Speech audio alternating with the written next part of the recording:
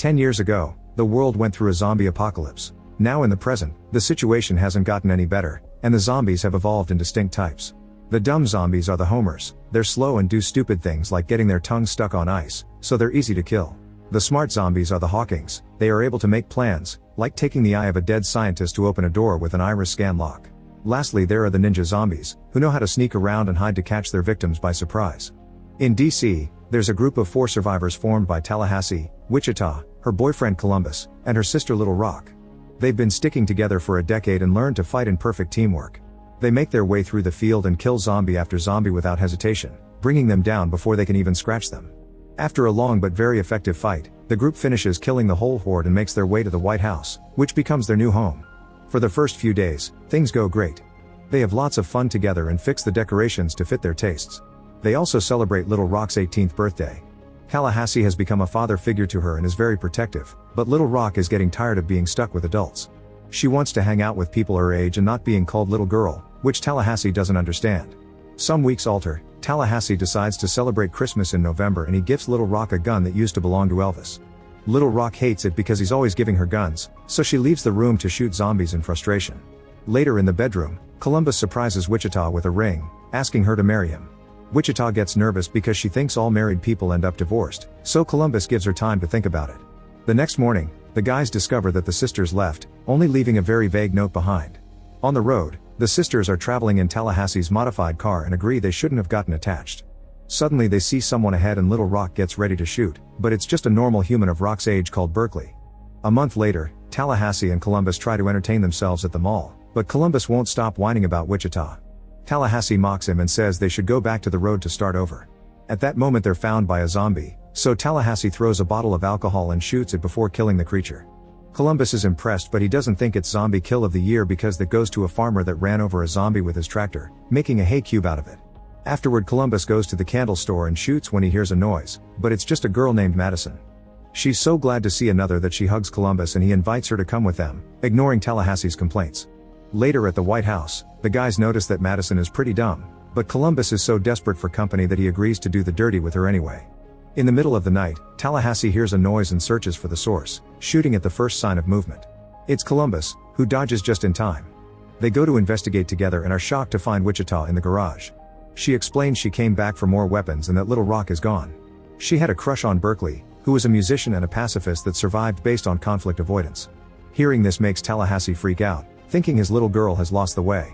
Little Rock and Berkeley wanted to go to Graceland but Wichita said no, so they left without her while she was asleep. Wichita is very worried about her sister because she's traveling without protection, and Berkeley told them about a new kind of zombie that it's tougher and faster. Tallahassee announces he and Columbus will help her find Little Rock, ignoring Wichita's wish to hunt alone. Then she apologizes to Columbus for leaving without a proper talk, only to be interrupted by Madison. Wichita gets jealous and starts acting cold toward Columbus. When everyone is ready, Tallahassee learns that Wichita got a minivan to come here and freaks out because it isn't manly. However, they have no choice since working vehicles are scarce nowadays. Madison forces her way into the group to come along and Wichita's jealousy gets worse. The guys leave Madison's things behind because their rule is to travel light.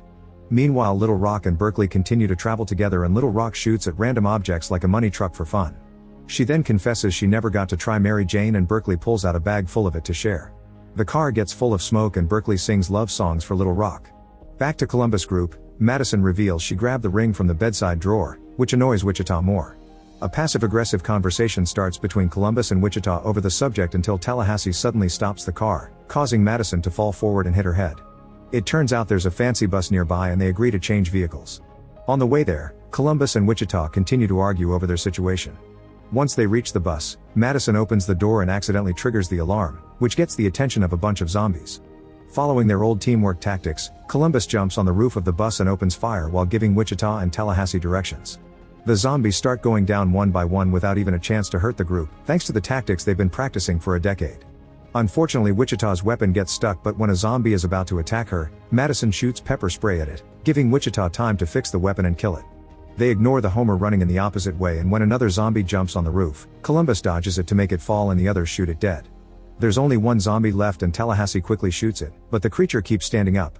They realize this is the evolved zombie Berkeley mentioned and Columbus names it T-800 after Terminator. Tallahassee keeps on wasting bullets but they don't stop the T-800, so he has to crush its head to finally kill it. Afterward, Tallahassee paints a 3 on the bus door as per tradition and the group finally leaves. However, on their way out the bus goes over some spikes and the tires are ruined. Now they have no choice but to keep on traveling on the minivan. Moments later, the group is sharing some nutty snacks while discussing Madison's dumb ideas when suddenly she starts feeling very sick. Tallahassee immediately stops the car and Madison runs out to puke while the trio discusses what to do. Columbus doesn't want her to die, but Tallahassee and Wichita remind him that becoming a zombie is worse. A reluctant Columbus goes into the forest and finds an awful-looking Madison, so he makes a choice. At the car, Wichita and Tallahassee are impressed when they hear a shot. The rest of the ride is very tense and awkward. At night they finally make it to Graceland, only to discover the place is destroyed and abandoned.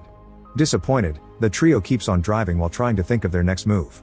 At that moment they come across the Hound Dog Hotel and see Tallahassee's old car at the entrance, so they rush inside. While Wichita looks for Little Rock, Tallahassee fanboys over all the Elvis memorabilia, even putting on his shoes. Then he sits at the piano and while he plays he's suddenly hit by a woman named Nevada, who holds him at gunpoint. Luckily Wichita and Columbus come to his rescue and ask about Little Rock. Nevada explains she and Berkeley left to find Babylon, a hippie safe haven with no zombies. That place has no guns either, which may be a problem because there are zombies following Barkley's car. Tallahassee and Nevada share a drink and flirt a lot. Tallahassee even does his best Elvis impersonation. Then they end up doing the dirty. The next morning, Berkeley and Little Rock arrive at Babylon and Rock is forced to give her weapons to a guy that will melt them into a pendant. The place is actually pretty secure thanks to the walls that surround it and the big tower in the middle. Everyone leaves in peace and harmony without a care.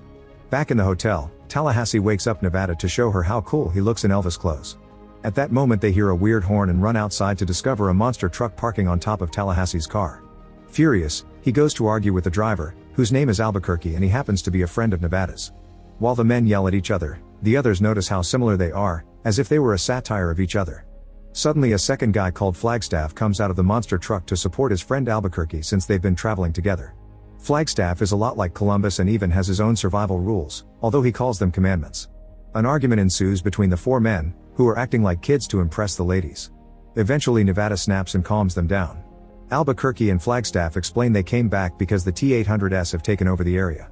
The group heads inside for some drinks and when another argument is about to start, they hear a noise and discover the T-800s are outside. Albuquerque and Flagstaff rush outside and fight the zombies, bringing them down in a matter of minutes. Afterward they come back to show off how cool they are, only for Nevada to notice Albuquerque has been bitten. He tries to pretend it's just a tattoo but he suddenly pukes, so he reveals Flagstaff was bitten as well. After Flagstaff also pukes, both guys turn into zombies and a fight ensues. Nevada quickly opens fire, but these are T-800s and are unaffected. The others take the fight to the corridor and use Elvis memorabilia to attack.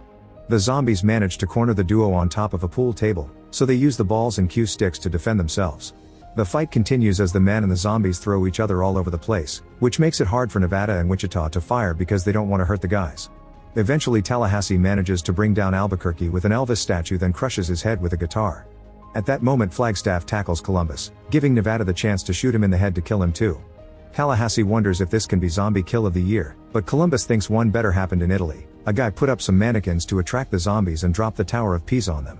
Afterward Tallahassee says goodbye to Nevada with a kiss and she gives him an Elvis ring so he remembers to visit her again. Then he tries driving the monster truck, but he can't control it at all and they have to leave on the minivan again. A few hours later, Wichita is trying to fix her relationship with Columbus when suddenly they see an ice cream truck passing by. It's being driven by Madison, who is alive and well. It turns out Columbus only pretended to shoot her but actually let her go, and her sickness had been a nut allergy. She joins the group again and for the rest of the night they have to put up with her babbling. The next morning, the group makes it to Babylon and they think this could be their forever home. As a final goodbye, Tallahassee blows up the minivan. He doesn't want to leave his guns behind, but he's desperate to see Little Rock so he has no choice. Once everyone's weapons have been melted, the group is allowed inside and they hurry to hug Little Rock. She apologizes for leaving, but she also tells them they won't fit in here because this is too peaceful for them. Finally seeing his little girl as an adult, Tallahassee decides to go back to the road and start over somewhere else. Later that night, Tallahassee is driving away on a truck when he suddenly hits a zombie. The creature stands up easily, meaning it's a T-800. To his shock, there's a huge horde of them running toward Babylon. Tallahassee immediately drives back at full speed and warns everyone about the zombies, making them cut the music and the fireworks. Berkeley doesn't take him seriously and Little Rock breaks up with him. There isn't a single weapon there, so Tallahassee makes an alternate plan by using the tower's biodiesel. Everyone works together to create a huge bomb, and the hippies are quickly trained on how to hold up a shield. Lastly, they bring down a wall and put up a contraption with fireworks to get the zombies' attention. As the creatures begin coming in, the team starts a fire on the ground before running to safety. The flames soon cause a huge explosion, which kills all the zombies in one big boom. Unfortunately, there's a second horde coming and the team has to fight them with shovels. They manage to kill a few of them, but there are too many to keep up with and they won't be able to hold for long. Tallahassee announces this is the end and they hug each other as they share "I love yous" to say goodbye. Suddenly they hear a horn and Nevada shows up in the monster truck. She rescues the team, then starts driving like crazy to crush the zombies under the truck's huge wheels. The vehicle even starts going in circles as a zombie tornado and then goes up the wall, causing it to flip and land on more zombies. After another quick run, the truck finally falls and the group has to run out to reach the tower. They find the way blocked by zombies, but thankfully Madison and Berkeley start throwing things to kill them. They continue to fight the zombies as they run upstairs, using Nevada's gun and whatever object they find around. Once they make it to the roof, the hippies hold up the makeshift shields to create a corridor that guides the zombies toward the edge. Most of the group moves away, but Tallahassee keeps on running as bait, jumping at the last second to hold onto a crane. The zombies keep running and fall to their deaths, trying to bring down Tallahassee too but failing. Columbus decides it's the zombie kill of the century. There are two final zombies that manage to grab Tallahassee's leg and the others don't know how to help, so Little Rock suddenly shoots them. It turns out she had Tallahassee's Christmas gift with her all along. With all the zombies finally dead, the group forms a line and rescues Tallahassee. While he and Little Rock reconcile, Wichita says yes to Columbus' proposal and he puts the ring on her finger. The couple kisses and Nevada and Tallahassee follow their example. Madison and Berkeley start kissing too as a Homer suddenly appears, only to easily fall to his death. After a night of partying and fireworks, the original four leave with Nevada in a fancy car to look for a new home while a zombie chases after them. Then a flashback shows Bill Murray on the day of the outbreak. He had been promoting his third Garfield film and the reporters kept asking him to show off his gagging on a hairball noises. Suddenly a reporter threw up and transformed into a zombie. An assistant got scared and ran away, but Bill stayed calm and killed the zombie with a chair.